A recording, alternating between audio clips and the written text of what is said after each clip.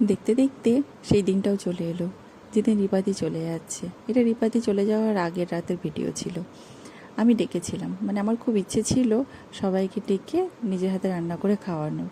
তাই রিপাদিকে বলেছিলাম তুমি তো চলে যাবে, তো রাতটা কিন্তু আমার ওখানে ডিনার করবে। চৈতালিকেও ডেকে নিয়েছিলাম, কারণ ও একা আছে। তো ওই জন্য বলেছিলাম চলো আসো সবাই মিলে গল্প আড্ডা করব, মজা হবে। সামান্য কিছু গিফটেই যে বাচ্চারা কত খুশি হয়ে যায়। নানিকে এই সামান্য গিফটটা দিয়েছে, ও এত খুশি হয়েছে যেটা ভেবে আমারও খুব ভালো লাগছে। বাচ্চাগুলো খুব আনন্দ করে যখন এরকম একসাথে সময় কাটানো হয়। আর সত্যি এই ভেবে কেমন যেন লাগছে যে এই রাতটাই, তারপরে সকালে সবাই চলে যাবে। আবার জানি না কবে দেখা হবে কি হবে না। একে তো কল্যাণী ভাবি চলে গেল, এবার রিপাদিও চলে যাবে। এবার পড়ে থাকবো আমি আর চৈতালি। আমি এখানে রান্না করছিলাম, মানে লাস্ট মোমেন্টে কিছু বানাচ্ছিলাম, চিকেন পকোড়া করছিলাম। ওরা চলে এসেছে দেখতে কী রান্না করেছি। আমি ওদের দেখাচ্ছিলাম যে এখানে আমি ভাপা ইলিশ করেছি। আর এই ভাপা ইলিশের রেসিপিটা আমার চ্যানেলে আছে, যদি কারো ভালো লাগে ট্রাই করতে পারো। আর এখানে করেছিলাম ডাল।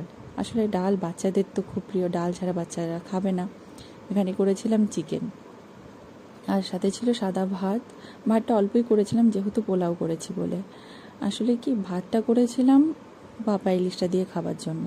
আর এখানে করেছিলাম পাঁপড়, আর সাথে চিকেন পাকোড়াটা আমি লাস্ট মোমেন্টে ফ্রাই করছিলাম, কারণ যেন গরম গরম খাওয়া হয়। আর সাথে ছিল মিষ্টি। এই সামান্য একটু আয়োজনই করেছিলাম। আসলে যতটুকু আমি পেরেছি ততটুকু করেছি। আর এখানে রিপাদি হাজব্যান্ড মানে দাদা আর সব বাচ্চাগুলো আগে খেয়ে নিচ্ছ, আমার ছেলে বাদ দিয়ে, কারণ আমার ছেলে ও আমাকে ছাড়া খাবে না।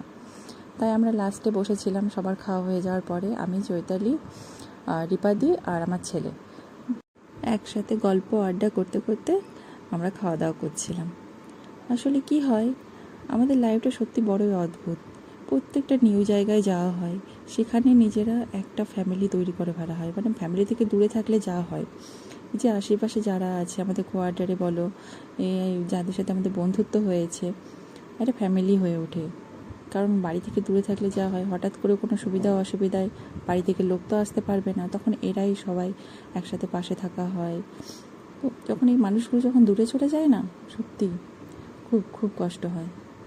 এখানেই তো আমরা বসে পড়েছি সব কিছু প্লেট সাজিয়ে নিয়ে খেতে। চৈতালি আবার চিকেন খায় না, ওর জন্য ওকে বলেছিলাম তুমি মাছটাই বেশি করে নিয়ে নাও, ও ডাল ভাত মাছ খাবে।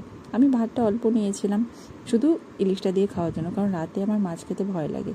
যতবার মাছ খেয়েছি আমি, গলায় কাটা বেঁধে যায়। রিপাদিকে বলছিলাম তুমিও নিয়ে নাও। আর আমরা কি করেছিলাম, ওই রাতটাকে মনে হচ্ছিলো যে যতটা পেরেছি এনজয় করেছি ওই রাতে, কারণ রাতের পরেই তো রিপাদি চলে যাবে। রাত 12টা বাজছে আর আমাদের যেন কোনো হই হুল্লোড় শেষ হচ্ছে না। আমরা গেছিলাম পার্কে। ভাবা যায় অত রাতে আমরা বলে পার্কে ঘুরছি, সত্যি কীরকম যেন লাগছে। তাই যতটা পেরেছি এই মেমোরিগুলোকে ক্যামেরাবন্দি করে রেখেছি, যেগুলো চিরজীবন স্মৃতি হয়ে থেকে যাবে আমাদের কাছে।